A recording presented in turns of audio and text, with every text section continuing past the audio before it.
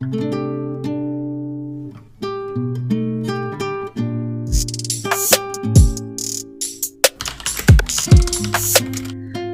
समय पहले की बात है। एक गांव में एक मूर्तिकार रहता था। वह ऐसी मूर्तियां बनाता था जिन्हें देखकर हर किसी के मुंह से यही शब्द निकलते थे कि मूर्तियां तो बिल्कुल जीवंत लग रही हैं, जैसे अभी बोल उठेंगी।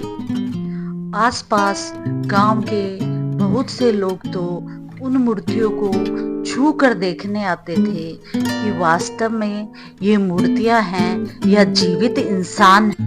मूर्तिकार को भी अपने आप पर बहुत घमंड था। वो हर किसी से कहता, मैं अपनी कला से एक बार तो यमराज को भी धोखा दे सकता हूँ। धीरे धीरे मूर्तिकार की ख्याति चारों तरफ फैल गई। लोग दूर दूर से उसकी मूर्तियां खरीदने आते और कुछ तो छू कर देखने ही आते थे। मूर्तिकार धीरे धीरे अपने उम्र के पड़ाव को पार कर रहा था। अब उसे एहसास होने लगा था कि उसके जाने का समय नजदीक आ रहा है। वो दिन रात सोचने लगा और योजना बनाने लगा कि कैसे यमदूत आए तो उन्हें खाली हाथ वापस भेजा जाए। उसने अपनी योजना पर काम करना शुरू कर दिया। उसने अनेक मूर्तियां बनाई, जिसमें कुछ बूढ़े, कुछ जवान, कुछ महिलाएं थी और कुछ उस जैसे दिखने वाले हूबहू मूर्तिकार थे। अपनी योजना पर काम करके मूर्तिकार निश्चिंत होकर रहने लगा। कुछ समय बाद यमदूत उसे जब लेने आए तो वो एक मूर्ति के बीच में जाकर खड़ा हो गया और यमदूतों ने जब इतने सारे लोगों को एक साथ खड़ा देखा और उसमें से बहुत से लोगों का चेहरा मूर्तिकार से मिल रहा था तो हैरान रह गए और सोच विचार करने लगे।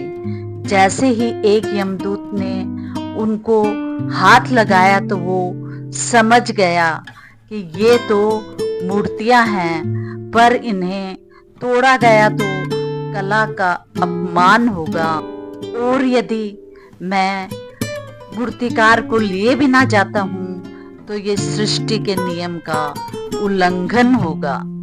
यह विचार आया कि उसने सुना हुआ था कि इंसान बहुत अहंकारी होते हैं। मैं इसका फायदा उठाता हूँ। यमदूत ने जोर से कहा।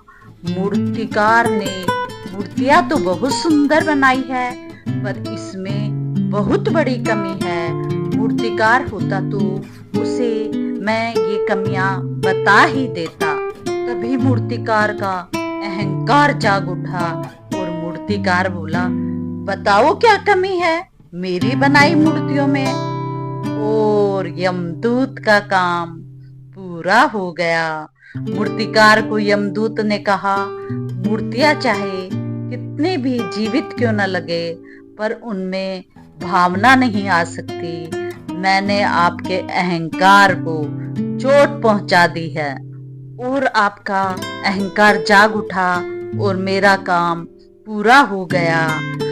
तभी मूर्तिकार की जीवन लीला समाप्त हो जाती है, समाप्त हो जाती है, समाप्त हो जाती है। आप सभी से अनुरोध है कि कमेंट्स बॉक्स में अपने विचार जरूर रखें। धन्यवाद। ऐसे ही वीडियो देखते रहने के लिए वीडियो को लाइक कीजिए, शेयर कीजिए और चैनल को सब्सक्राइब कीजिए।